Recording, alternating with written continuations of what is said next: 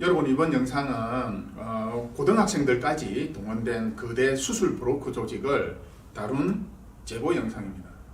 제보자는 전직 기자로서 수년 전에 제보되었던 내용을 이때까지 보관하고 있다가 이번에 영상으로 편집하여 닥터 벤데타에 제보한 것입니다.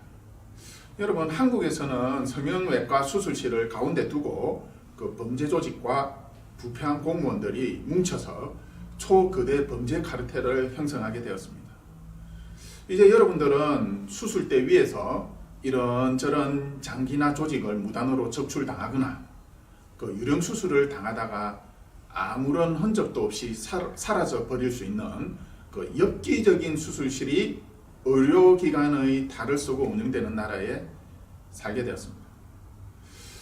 한국에서 만들어진 수술 범죄 카르텔의 가장 엽기적인 면은 보건복지부의 그 특정 부서가 수술 범죄 카르텔의 범죄 고리를 완성시키는데 앞장섰다는 것입니다. 국제기구가 조속히 개입하여 한국에서 자행되고 있는 수술용 인신매매와 수술살인을 중단시켜 주시기를 바랍니다. 안녕하세요. 제가 제보 영상을 보내는 이유는 약 5년 전쯤 제보를 받아서 기사를 쓰려다 피치 못하게 기사화하지 못한 한 가지 사건 때문입니다. 최근에 닥터 벤데타 채널에서 영상을 보다가 무언가 연관성을 느꼈습니다. 그래서 그 오래전 묻어두었던 사건에 대해 이야기하고 싶어 닥터 벤데타와 접촉했습니다. 제가 지금 이 영상에서 이야기하려는 사건은 현재로서는 5년 가까이 지났지만 그 당시에 상당한 불법 행위들이 성형외과와 브로커 조직들에 의해 행해지고 있었다는 것을 증명할 수 있습니다. 여러분이 버닝썬 클럽 사건에 관심이 있으셨다면 들어보셨을 수도 있습니다. 당시 성형수술 브로커 조직 대표가 체포됐었다고 나왔었죠. 분명히 현재에도 과거와 유사한 방법으로 활동하는 성형수술 브로커 조직은 존재하고 있다는 뜻일 겁니다. 한 가지 먼저 설명드려야 할 것은 수술 브로커, 즉 다른 말로 불법으로 환자 알선 및 유인 행위를 하는 사람, 더 정확히 말하자면 이 사건에서는 성형수술 할인을 받게 해주겠다면서 피해자들을 특정 병원으로 유인하고 브로커 본인은 병원으로부터 환자 알선 수수료를 받는 것은 명백하게 의료법 위반입니다. 또한 사기죄로도 볼 수가 있습니다. 이제부터 제가 보여드릴 카톡 캡처 사진들은 300명에서 400명 정도의 인원을 보유한 브로커 조직에서 일했던 내부자로부터 입수한 제보 자료입니다. 그럼 사진 보겠습니다. 흔히 보는 카톡 단체 대화창입니다. 상단 좌측 보시면 단톡방 참여 인원수가 보입니다. 357명.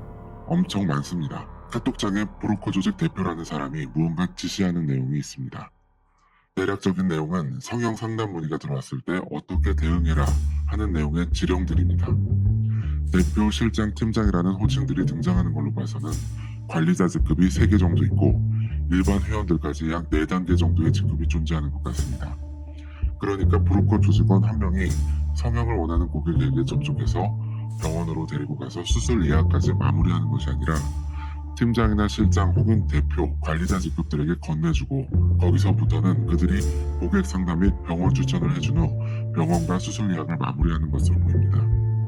그런데 여기서 눈여겨봐야 할 것은 가격 대비 부입을 최저가 병원으로 연결해주겠다는 내용이죠. 그러니까 지금 이 조직은 한 병원을 위해서 일하는 것이 아니라 다수의 병원과 연결되어 있음을 알 수가 있습니다. 자기들의 재량으로 병원을 선택해서 고객을 보내겠다는 것이죠. 도대체 어떤 방식으로 최저가 병원을 고르는 걸까요? 다음 페이지입니다. 최저가 병원 강남 32곳에 대한 안내를 해주겠다라는 부분 보시죠. 이것은 조직의 내부 자료입니다. 그러니까 저 성형외과 병원 32곳이라는 말이 홍보성 과장은 아닌 것 같습니다. 그리고 최대한 현금 유도를 해야 한다고 하네요. 현금 결제가 아니면 브로커가 커미션, 즉 수수료를 손해본다고 하죠. 자, 본격적인 커미션에 대한 내용이 이제 나옵니다. 커미션 비율이 병원별로 아주 구체적으로 나와 있습니다. 앞서 나왔던 부위별 최저가 병원이라는 게 어떤 뜻이냐면 브로커가 가져가는 커미션이 가장 높은 곳이란 말입니다. 가장 위쪽에는 20%라는 수치가 대부분이네요. 내려갈수록 드문드문 15%도 보이고요. 아주 적은 데는 5%도 있고요. 최상단 리스트에는 커미션 비율이 높은 병원들이고 그 밑에는 점점 비율이 낮은 병원들이 나열되어 있습니다. 사실 저 팀장이 가져가는 20%라는 커미션이 도저히 나올 수 없는 비율입니다. 왜냐하면 거기에는 브로커 조직 대표 개인이 병원으로부터 챙기는 돈은 포함이 안 돼 있습니다. 또 팀장들한테 환자를 물어오는 말단 회원들도 적어도 5% 정도는 챙겨가야겠죠. 여기 보시면 나오죠. 확실한 건 이 브로커 대표가 따로 가져가는 액수는 본인 혼자만 알겠지만 상당한 액수로 추측할 수 있습니다. 다만 밑에 있는 조직원들에게 얼마인지 알려주지 않을 뿐이죠. 그리고 뒤에 보면 브로커 대표가 열심히 환자를 물어오는 회원들에게 보너스까지 준다고 하네요. 무료 시술도 포함되어 있습니다. 이게 가능하려면 추정컨대 적어도 10에서 15% 정도는 되어야 합니다. 그러니까 최대치로 보자면 브로커 조직이 가져가는 커미션 40% 정도가 환자가 낸 수술비에서 빠진다는 거죠. 그런데 그게 전부일까요? 여기 보시면 병원에는 이런 브로커 조직을 상대하는 마케팅 팀장이 또 있습니다. 이 사람이 또 수수료를 떼간다고 나오죠. 그럼 도대체 몇 퍼센트가 수수료를 떼이는 걸까요? 여기 대표가 말하는 설명을 보시면 마케팅 팀장을 거칠 경우 우리 회원이 가져가는 게 20%, 안 거치면 30%라고 나오네요. 마케팅 팀장을 거치냐 안 거치냐에 따라서 10% 차이가 나요. 지금 이 브로커 조직이 환자를 유인해서 병원과 수술 계약을 맺는 최종 단계까지 도대체 얼마가 커미션으로 빠지는 걸까요? 회원, 팀장, 대표, 마케팅 팀장 이 4단계 전부에서 커미션이 빠진다고 가정하면 수술비의 총 50% 정도가 커미션으로 빠집니다. 물론 커미션 50%는 최대치로 가정한 액수지만 일부 병원은 최대 수술 건수를 확보하기 위해 실제로 저렇게 운용하고 있습니다. 여러분이 아직 이해가 안 가신다면 다른 방식으로 설명해 드릴게요. 우리가 공장에서 찍어내는 물건은 20%, 30% 할인하는 거 자주 보죠. 기계가 찍어내는 물건은 그렇게 할인을 해서 팔 수가 있어요. 그런데 우리가 전문 인력을 고용할 때 그 인건비를 50%씩 깎을 수 있나요? 예를 들면 집 지을 때 목수분들한테 인건비 50% 깎자고 해보세요. 큰일 납니다. 특히나 성형수술이라는 것은 최상급 전문 인력으로 분류되는 성형외과 전문의가 가장 전문적인 작업을 하는 겁니다. 그러니까 50%를 수술한 의사 혹은 병원이 아닌 엉뚱한 사람에게 내준다는 것은 완전히 불가능합니다. 여러분, 병원장 입장에서 수술비 50%를 커미션으로 다른 사람에게 넘겨주더라도 병원장 본인이 손해보지 않고 오히려 이득을 보는 상황이 되려면 어떻게 해야 할까요? 심지어 커미션 외에도 병원에서 지출해야 될 부대 비용은 엄청날 텐데요. 그러니까 여기서 두 가지 경우를 추측할 수 있습니다. 첫 번째는 환자가 내는 수술비가 정상적으로 책정된 액수가 아닌 경우, 예를 들어 한 500만 원 정도 해야 되는 수술인데 한 3천만 원 받는 거죠. 그러면 병원이 손해를 보지 않을 수가 있겠죠. 그런데 한 가지 생각해 봐야 할 것은 성형외과 병원들도 어느 정도 가격 경쟁을 해야 되기 때문에 터무니없이 높은 수술 비용을 받을 수는 없다는 점입니다. 그러면 두 번째 경우는 뭘까요?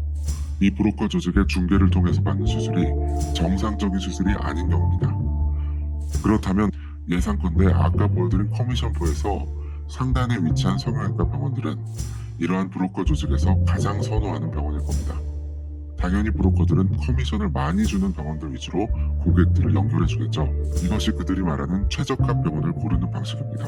그것은 보험사와 같은 합법적인 사업체에서도 자기들 이익을 극대화하는 상품 위주로 판매하는 것처럼 너무도 당연한 이야기겠죠. 그리고 그러한 병원들이 이 브로커 조직 한 곳하고만 연결이 돼 있을까요? 다른 수많은 브로커 조직과 개인 브로커들하고도 같은 커미션 비율로 제휴를 맺고 있을 겁니다. 또 해외 쪽으로 활동하는 브로커들도 존재하겠죠. 해외로부터 외국인 환자를 병원에 알선하는 것이 대한민국에서만 유일무이하게 합법이라고 하니까요. 제가 소개한 이 하나의 브로커 조직에도 400명 정도의 인원이 활동하고 있습니다. 저는 대한민국에 아무리 적게 잡아도 10,000명에 가까운 브로커가 활동한다고 보고 있습니다. 그 많은 수의 브로커들이 커미션 비율이 높은 상위 10개 병원의 환자들을 몰아다주면 어떤 현상이 발생할까요? 아마도 엄청난 수의 성형 고객들이 브로커 중개를 통해 그 병원들로만 몰릴 겁니다. 그리고 해당 병원들은 곧 수술할 의사가 모자라게 됩니다.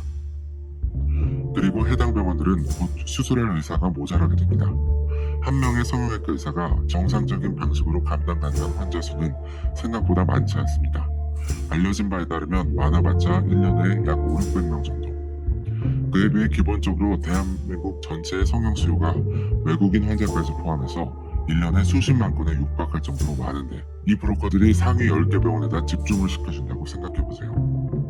완벽하게 수요가 공급을 몇 배 이상으로 초과하게 되는 상황이 오게 됩니다.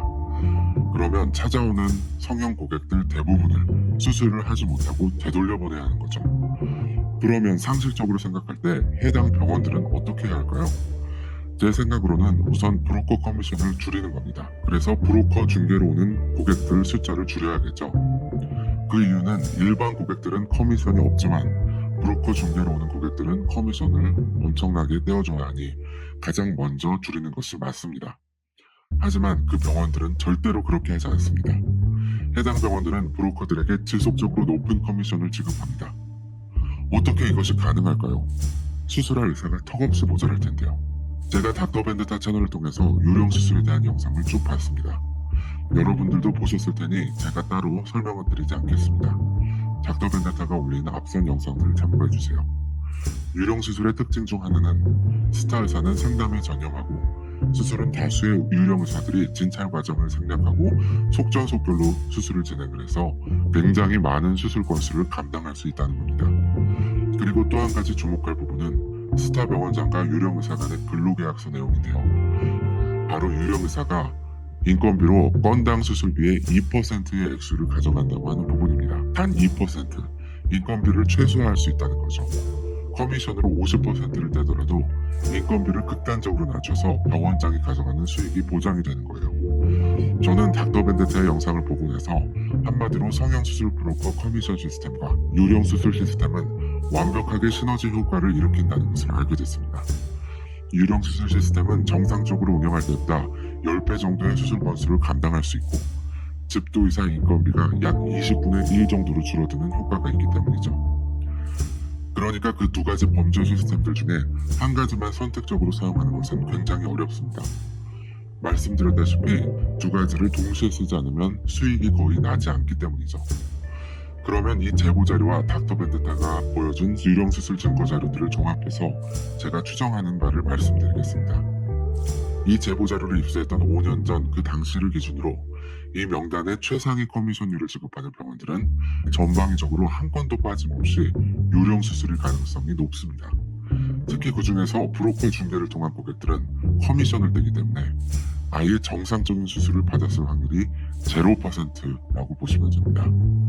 저는 개인적으로 대한민국 성형수술의 4분의 3 이상은 브로커를 통해 이루어진다고 보고 있습니다. 물론 어느 범위까지 브로커 중개로 볼 것이냐 기준은 다르겠지만 아마 브로커 조직의 소개 없이 직접 병원을 찾아 수술받았다고 믿는 사람마저도 브로커와 유령 수술 병원에 당했을 확률이 높습니다.